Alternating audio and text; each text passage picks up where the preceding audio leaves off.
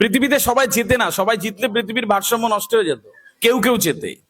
আপনারা কেউ কেউ কথা শুনবেন, আমি তাদের জন্য বলি। আমি খুব কাছ থেকে সিজারিয়ান মায়েদের ওটি হওয়া দেখেছি, এবং আমি দেখেছি যখন একজন মা সিজার হওয়ার পরে ওই তার অসাড় শরীরে যখন সাড় আসে না, পৃথিবীর তীব্র যন্ত্রণা, মৃত্যুর মতন কষ্ট নিয়ে সে যখন ওই যন্ত্রণায় কাতরায়, এই অনুভূতি আপনার থেকে আর পৃথিবীর কোনো একটি মানুষ অনুভব করতে পারবে না। এরকম ভাবে একজন সন্তানের জন্ম হয়। একটি পরিসংখ্যান বলে যে একজন নারী যখন সন্তান প্রসব করে তখন 57 ইউনিট ব্যথা পায়, আর একজন সুস্থ সবল পুরুষ মানুষ মাত্র 45 ইউনিট ব্যথা পেলে অজ্ঞান হয়ে মরে যেতে পারে। একটি গবেষণা বলে একজন নারীর যদি বয়স 60 বছর ধরা হয়, তাহলে 12 বছর রান্নাঘরে কাটিয়ে দেয় টানা। প্রশ্ন হচ্ছে কার জন্য করছেন? যার জন্য করছেন একটু ভালো করে করুন, ব্যাস। আপনার সন্তান আপনার সম্পদ। আমরা যদি মনে করি যে সম্পদ কলকারখানায়, শপিং মলে রয়েছে, ইন্ডাস্ট্রিতে, তাহলে ভুল। সন্তান হচ্ছে মানব সম্পদ, পৃথিবীর শ্রেষ্ঠ সম্পদ। এটাকে আপনি ব্যবহার চায়। পৃথিবীতে যে জানে কোথায় যাবে, কিভাবে যাবে, আর কত দূর যাবে, তাকে আটকানো খুব কঠিন। যে জানে না কোথায় যাবে, ধোঁয়াশার মতন দেখে, পৃথিবীতে সে কোথাও পৌঁছতে পারে না। যে নিজেকে দাম দেয় না, পৃথিবীর কেউ তাকে দাম দেয় না। যে নিজেকে মূল্য দেয় না, পৃথিবীর কেউ তাকে মূল্য দেয় না। যে নিজেকে গুরুত্ব দিতে শেখেনি, পৃথিবীর কেউ তাকে গুরুত্ব দেয় না। আপনার পরবর্তী প্রজন্মের জন্য একটা কথা বলে চাই, কি ভালোবাসা পেতে গেলে যোগ্যতা লাগে। মন খারাপ করার কথা খানিকটা, ভালোবাসা পেতে গেলেও যোগ্যতা লাগে। এখন যোগ্যতাহীন মানুষকে কেউ ভালোবাসে না। আর যার অবস্থান যত সুন্দর এই পৃথিবীতে, তার ভালোবাসা তত বেশি। আপনি আপনার অবস্থান অনুযায়ী আপনি সমাজে ভালোবাসা পান।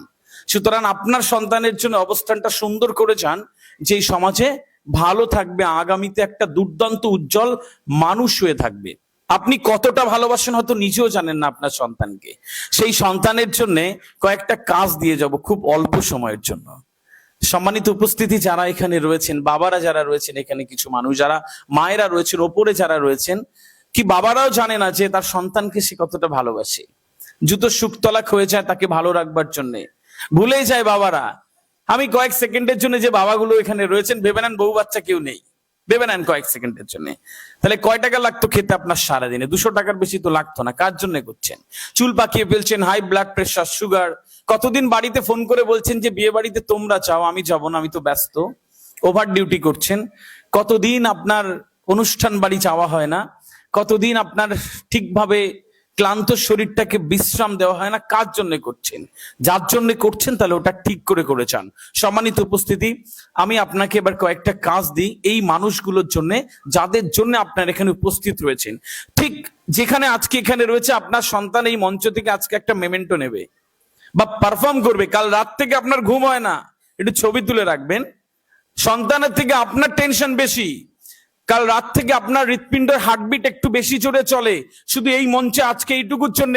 ঠিক এরকম ভাবে আমি স্বপ্ন দেখে যাই, বুকের ভেতর একটা অঙ্গীকার করে রাখবেন, কি আগামী আরো 20 বছর 25 বছর পরে আপনার একটু বয়স হবে, চুল পাকবে, আর ঠিক ওরকম জায়গায় বসে থাকবেন, বিরাট মঞ্চ হবে, এখানে আপনার সন্তান বসে বসে থাকবে একটা বিরাট মঞ্চে, আর বিরাট বড় মন্ত্রী মিনিস্টার কেউ এসে একজন আইএএস অফিসার হওয়ার জন্য আপনার সন্তানকে এখান থেকে একটা মেমেন্টো দিয়ে যাবে ইনশাল্লাহ। সেরকম একটা স্বপ্ন বুকের মধ্যে আছে, দেখে যান প্লিজ। এখানে আপনার সন্তান ডিএম হওয়ার জন্য একটা পুরস্কার নেবে, আপনার ঠিক ওরকমই বসে থাকবেন, শুধু চোখের কোণে চিকচিক করা 2 ফোঁটা জল থাকবে, আর আপনার সন্তান একদিন বিরাট বড় সায়েন্টিস্ট হবে, আর এখান থেকে পুরস্কার নেবে। সারা ভারতবর্ষের প্রাইম টেলিভিশন টাইমে দেখানো হবে, সেটি গর্বিত বাবা মা হিসেবে আপনি ওটুক করে যেতে পারেন।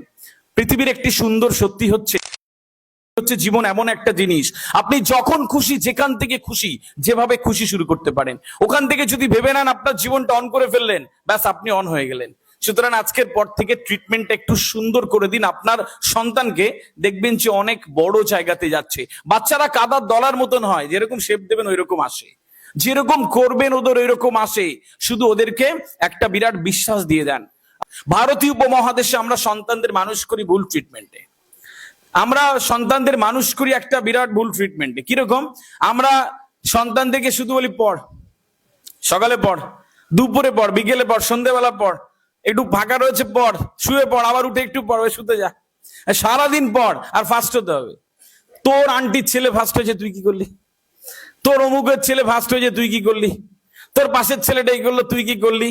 ওকে দাঁতে পিষে পিষে মেরে ফেলেন। আপনি জানেন না, দেখতে পান না কতটা হাড় ভাঙা কষ্ট হয়। আপনি যে বয়সের, আমি শুধু আপনার কাঁধে একটা হাত রেখে বলবো যে আপনার বন্ধু এত কিছু করেছেন, আপনি কি করেছেন? দেখবেন রাতে ঘুম আসছে না। ওই বাচ্চাগুলো যারা 4 থেকে 14 বছরের, যদি তুলনা করেন তাদের কতটা হাড় ভাঙার কষ্ট হয় শুধু তারা জানে। প্লিজ আজকের পর থেকে একটু অন্যরকম ট্রিটমেন্ট। আমি